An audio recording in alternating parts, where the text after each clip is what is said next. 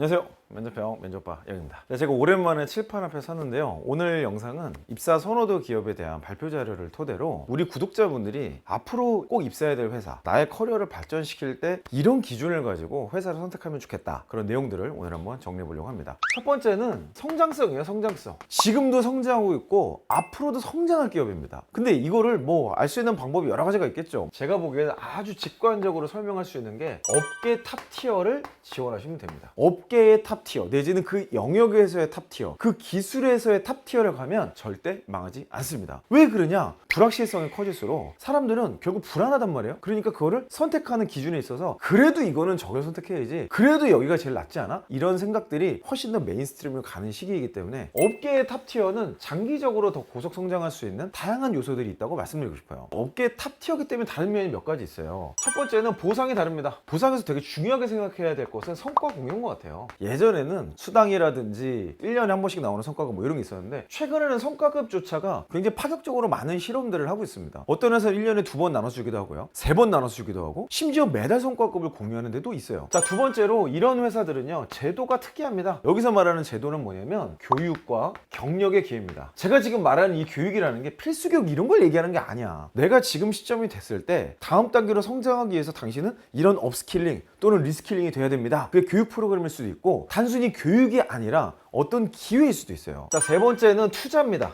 미래 사업에 투자를 합니다. 가장 기초적이고 여러분들이 잘 알만한 내용을 보면 신기술이에요. 그리고 인재, 여기에 투자를 하는 회사가 장기적으로 탑티어의 지위를 유지할 확률이 높습니다. 근데 투자라는 게 단순히 돈만 있는 게 아니고요, 새로운 조직이 있는 곳, 미래지향적인 투자를 하는 회사가 보통은 조직을 구성을 하고요, 그런 조직을 뽑아서 미리 준비시키는 게 인재에 투자하는 회사라고 볼 수 있습니다. 이런 회사들의 두 번째 특징은요, 인사제도의 유연성을 이야기하고 싶습니다. 첫 번째가 뭐냐면 젊은 인사입니다. 임원을 보면 그 회사의 수준을 알 수 있습니다. 왜냐면 임원은요, 아무나 시키지 않아요. 그래서 지금 우리나라의 젊은 임원이라고 했을 때 평균적인 트렌드로 나오는 게 뭐냐면 40대입니다.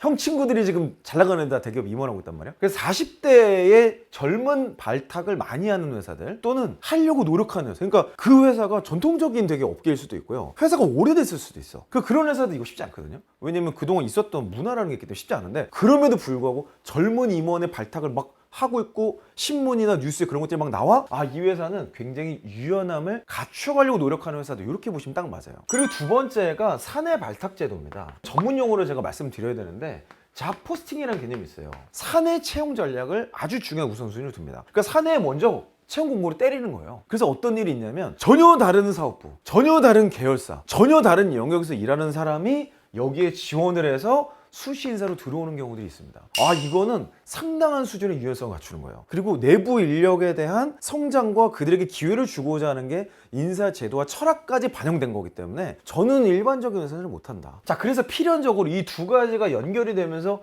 어떻게 되냐? 수시 인사를 합니다. 정기 인사도 물론 있겠지만 주요 포지션에 대해서 수시 인사를 아주 적극적으로 운영을 합니다. 그럴 수밖에 없잖아. 젊은 사람 임원을 시켰어. 그러면 그 빈자리를 어떻게 해? 사내 발탁 제도를 막 뽑았어. 그 사람들이 뭐 외부에서 들어온 사람이 아닌지 그 사람 있던 자리를 다시 또 옮겨줘야 되는 거예요. 그러니까 이런 것들이 전반적으로 운영되려면 회사가 굉장히 유연해야 되는 조직 문화와 인사 철학을 가져야만 이런 것들이 가능하다. 그러니까 이거를 보면, 아, 이 회사는 앞으로 성장 가능성이 있겠구나, 이런 것들을 따져볼 수 있는 거죠. 자, 세 번째 특징은 조직 문화예요. 조직 문화라는 걸 판단할 때 두 가지가 있습니다. 리더십과 의사소통이에요. 그래서 이거를 보면은 적어도 이런 노력을 합니다. 직급과 호칭을 없애려고 그래요. 없어질 수는 없어요. 인사적으로 이게 없어져서도 안 돼. 그거는 맞아. 하지만 적어도 이거 호칭 레벨이라고 하는데, 실제 그 사람을 부를 때 무슨 님자 내지는 모든 직급의 이름을 동일하게 부른다든지, 실제적인 의사소통의 유연성을 위해서 얘를 없애거나 아주 심플하게 바꾸려는 시도들을 하고 있는 회사. 그래서 이런 회사는요, 수평적인 소통을 하기 위한 시간이 아예 정해져 있어요. 대표적인 예가 타운홀이죠. 전 직원이 모여서 회사의 중요한 이슈들을 나누고, 지금 전략적인 우선순위, 우리 회사의 상황에 대한 이해, 이런 것들을 허심탄회하게 얘기할 수 있는 장을 마련하는 거예요. 그래서 이 타운홀을 진정성 있게 하는 회사들은 보통 익명으로 직원들이 어떤 질문을 하는지를 투명하게 디스플레이에 띄워줍니다. 사장님이나 뭐 이런 분들이 당황하는 거야. 그게 진짜인 거지. 당황하고 그 자리에서 고민해. 평소에 내가 생각했던 거를 진지하게 얘기해. 그런 회사가 있다면 제가 보기에는 장기적으로도 굉장히 성장할 수 있는 다양한 포인트들이 있지 않을까 생각이 듭니다. 타운홀이라고 해놓고 훈시 시간 이렇게 되면 이제 곤란한 거예요. 그게 펀드 회사가 되는 거죠. 그리고 세 번째는 조직 문화를 지원하는 복지 제도입니다. 예를 들어서 운동용품을 판매하는 회사다. 그러면 전 직원들이 정기적으로 운동에 참여할 수 있는 복지 제도가 있는 거야. 그리고 글로벌 비즈니스를 해. 그러면 국제적인 어떤 경험을 해볼 수 있도록 회사가 복지 제도를 그냥 여행 같은 거를 묶어줘 버리는 거죠. 우리 회사의 조직 문화 그리고 더 나은 퍼포먼스, 성장을 위해서 교육과 성장에 대한 복지 제도를 이것과 연결해서 제공하는 회사가 굉장히 좋은 회사라고 볼 수 있습니다. 이거는 비로소 조직 문화까지 안착이 되는 거기 때문에 여러분이 그 회사에 있는 것만으로도 새로운 학습과 새로운 경험과 새로운 도전을 부여받을 수 있을 거기 때문에 저는 이런 특징을 가진 회사들은 꼭 지원해봐라. 그리고 우선순위에 놓고 여러분이 도전을 해보시면 좋겠다. 그래서 제가 CJ 대한통운에 조금 더 예시로서 설명을 좀 드리고 싶습니다. 제가 이 회사를 조금 더 정확하게 보기 위해서 실제 회사를 방문해가지고요, 이 회사를 대표할 수 있는 핵심 인재 몇 분들을 만나봤어요. 심층 인터뷰라고 해야 되나? 이분들은 뭐 그냥 유튜브 찍는 줄 알고 나왔다가 완전히 봉변당했어. 왜냐면 거의 생면접을 당했거든요. 대본이 있을 줄 알았어요. 완전히 프리스타일일 줄 몰랐어. 이 앞에 뭐가 있어서 오해하실 것 같긴 한데 이거 그냥 진짜 복리후생 가이드예요. 짧지 않은 시간, 또 거의 1시간 반 동안 아주 딥토킹을 나눴는데, 그 과정에서 제가 이 회사를 여러분께 추천할 수 있는 3가지 이유를 찾아봤습니다. 첫 번째는 물류 탑티어예요. 우리가 탑티어요 탑티어요 이렇게 외치는 것만 있는 거하고 실제로는 또 좀 다르잖아요. 근데 제가 핵심 인재분들을 만나도 전부 다 이 얘기 하시더라고. 공정업계 1위 회사라고 저는 생각을 하고 있고, 국내에서 탄탄하게 잘 버텨주고 있는, 그리고 마켓 시어가 1등인 CJ 대한통운이 좋겠다라고 결정했습니다. 그렇다 1위라는 거는 굉장히 강력한 동인이긴 하네요. 네. 여기서 제가 아주 인상 깊었던 게 TES 물류연구소라는 게 있었어요. 사실 물류의 핵심이 데이터거든요. 그래서 여기서 연구하는 게 AI더라고요. 그래서 예측하는 거 되게 중요하고, 최적의 배분을 하기 위한 시스템을 구축하는 거, 이런 것들을 실제로 개발하고 여기가 현장에 계속해서 집어넣으려고 하는 정말 많은 노력들을 하고 있었어요. 실제로 데이터를 중심으로 네. AI로 시스템을 구축해서 현장이 변하고 있나요?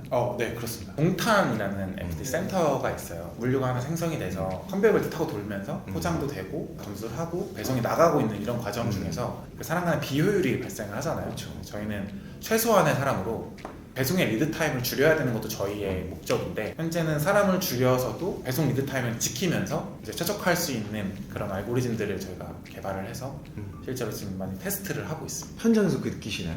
인접센터여서 물량이 예를 들어서 주문 오더량이 뜨면 그거에 맞게 최적화돼서 이제 인원 편성이나 이런 라인 구축이나 이런 거를 좀 시스템화 돼 있다고는 듣고 있었고, AI처럼 이렇게 데이터화가 안 되면 사실 주문 오더나 이게 처리가 안 되잖아요. 소터를 타고 돌면서 그 바코드가 주문 번호에 맞게 생성이 돼서 그거대로 찍히고, 해당 설비에 들어가면 그 주문이 뜬 제품에 불이 들어와서 스피커들이 빠르게 피킹할 수 있고, 그런 부분들이 갖춰져 있어서 생산성에서는 좀 최적화하려는 그런 노력을 계속 하고 있습니다. 우리나라의 경제 구조가 수출 중심 아닙니까? 수출에서 빼먹을 수 없는 게 물류거든요. 이 물류의 탑티어. 제가 보기에는 지금 같은 시기에 물류라든지 SCM 그리고 글로벌 비즈니스 생각하면서 이런 영역을 한번 생각해보지 않는다? 제가 보기엔 너무 아쉬울 것 같아요. 이분들하고 막 면접을 하면서 발견한 두 번째가 글로벌 비즈니스의 기여였어요. 회사의 경영 이념이라든지 회사가 추구하고자 하는 방향 자체가 기본적으로 글로벌이죠. 저희 글로벌화가 좀 많이 밀접하게 저는 계속 되고 있다고 생각해서 가장 이점을 볼 수 있는 건 물류 회사라고 저는 생각을 했고, 외국인으로서의 한국 직장 생활을 경험하게 되면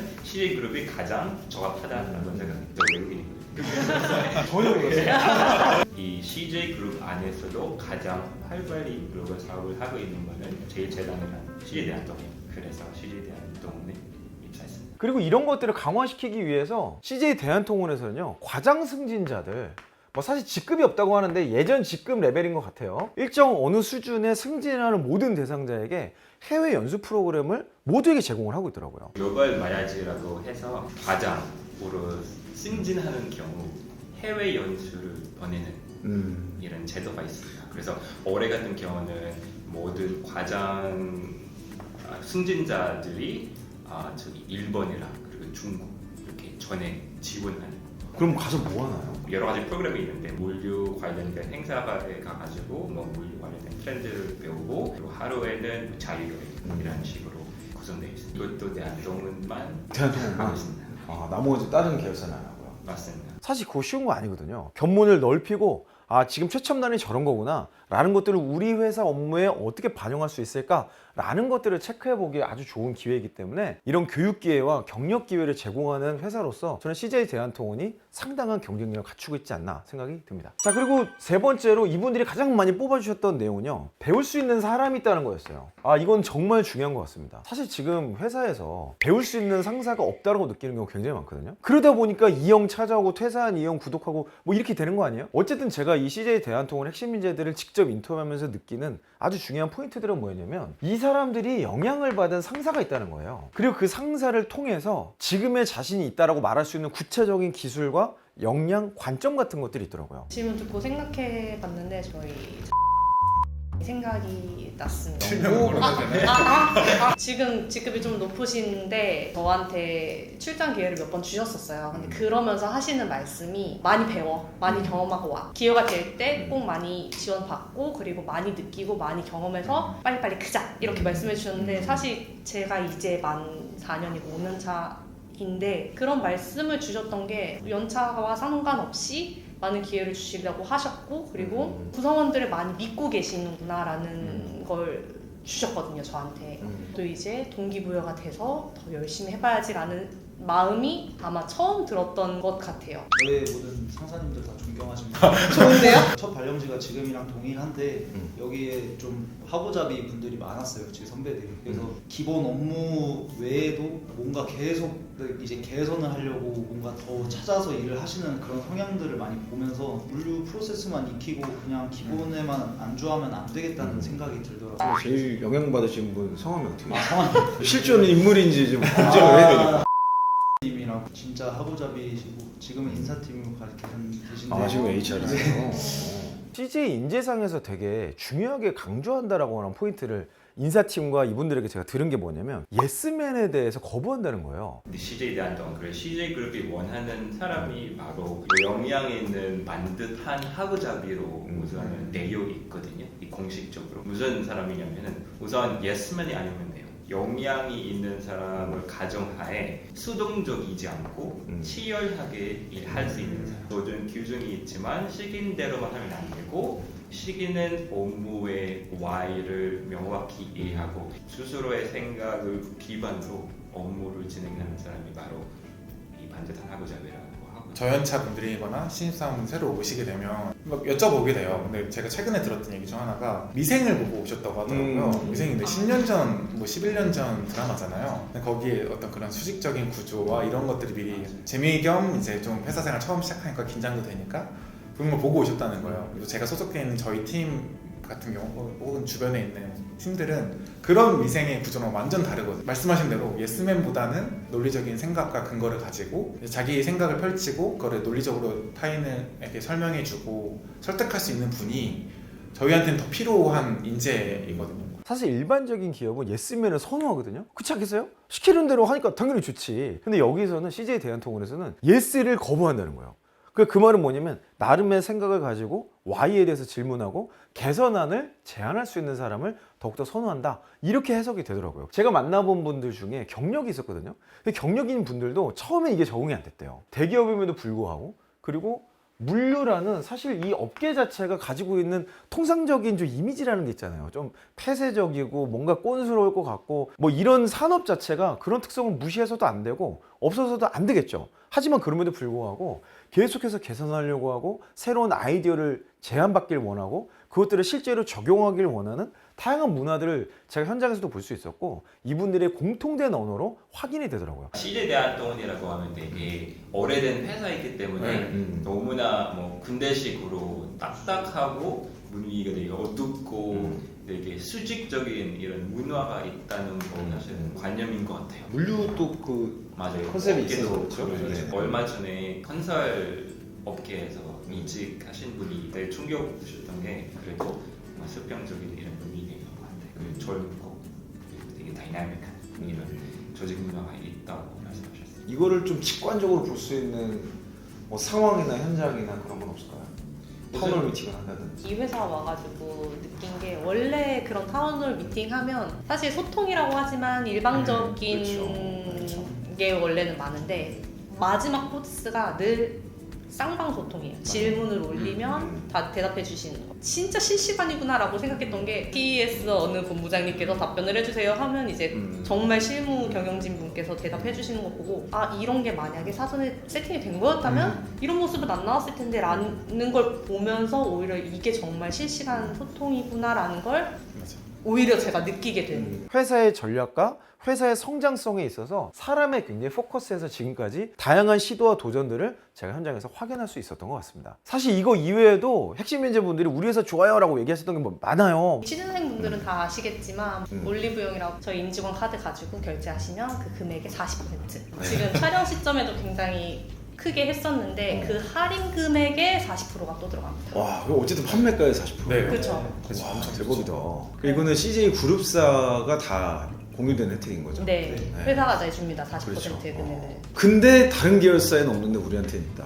택배 쿠폰이라고 택배 쿠폰, 택배 쿠폰. 도입되진 얼마 안 됐는데요. 제가 참 유용하게 지금 쓰고 있는. 이런 되게 다양한 복지 제도나 이런 것들이 되게 잘 돼 있는 거야. 뭐 우리가 이미 알고 있는 거고 홈페이지 보면 다 있어. 근데 제가 실제로 안에서 근무하는 분들과 심층 인터뷰를 해본 결과 이 세 가지가 자신들이 이 회사를 계속 다니는 이유더라. 이 부분을 여러분께 설명해드리고 싶었습니다. 자, CJ 대한통운이 지금 채용 공고가 오픈이 되었다고 합니다. 그래서 이 방송을 보고 계신 많은 분들 아 내가 CJ 대한통운 나 생각도 안 해봤는데? 이렇다 하더라도 이런 제가 앞서 말씀드렸던 기준에 아주 잘 부합하고 여러 가지 면에서 굉장히 경쟁력 있는 회사이기 때문에 여러분 꼭 한번 지원해 보시면 좋겠고요. 원래 물류나 SCM, 글로벌 비즈니스 이런 쪽을 생각하셨던 분이라면 당연히 이미 우선순위에 있었을 텐데 제가 말씀드린 내용을 꼭지점으로 여러분의 경험과 관점을 녹여서 좋은 결과 있으시길 바랍니다. 전 앞으로도 여러분이 지원하면 좋을 기업들 계속 추천드리고요. 또 어떤 관점으로 기업을 바라봐야 될지 계속해서 분석해서 함께 나누도록 하겠습니다. 여러분 화이팅 하세요.